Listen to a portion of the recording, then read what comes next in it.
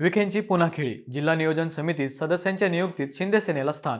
आगामी राजकारण फिरवले. अहिल्यानगरच्या राजकारणात पुन्हा एकदा पालकमंत्री राधाकृष्ण विखे पाटील यांनी मोठी राजकीय खेळी केल्याची चर्चा सुरू झाली आहे. मंडळी, तब्बल 2 वर्षांपासून जिल्हा नियोजन समितीवरील अशासकीय सदस्यांच्या नियुक्त्या रखडल्या होत्या.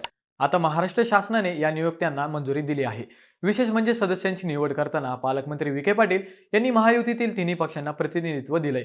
या समितीत विधानमंडळ सदस्यांमधून शिंदे शिवसेनेचे आमदार विठ्ठलराव लंगे आणि आमदार अमोल खताळ यांची निवड करण्यात आली आहे. जिल्ह्यात भाजपचे आमदार सर्वाधिक असतानाही शिंदे सेनेच्या 2 आमदारांना संधी मिळाल्याची राजकीय वर्तुळात विविध चर्चांना उधाण आले आहे. पक्षांतर्गत नाराजी टाळण्यासाठी आणि महायुतीतील समतोल राखण्यासाठी हा निर्णय घेतल्याची चर्चा सुरू आहे. याशिवाय विविध तालुक्यातील पदाधिकाऱ्यांची विशेष निमंत्रित सदस्य म्हणून नियुक्ती करण्यात आली आहे. यामध्ये शिवसैनिकांचा समावेश आहे.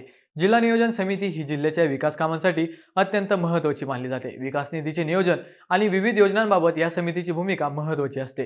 त्यामुळे या नियुक्त्यांकडे केवळ प्रशासकीय नव्हे तर राजकीय दृष्टिकोनातूनही पाहिले जात आहे. आता या नियुक्त्यांचा आगामी स्थानिक स्वराज्य संस्था आणि जिल्ह्यातील राजकीय समीकरणांवर काय परिणाम होतो याकडे सर्वांचे लक्ष लागले आहे.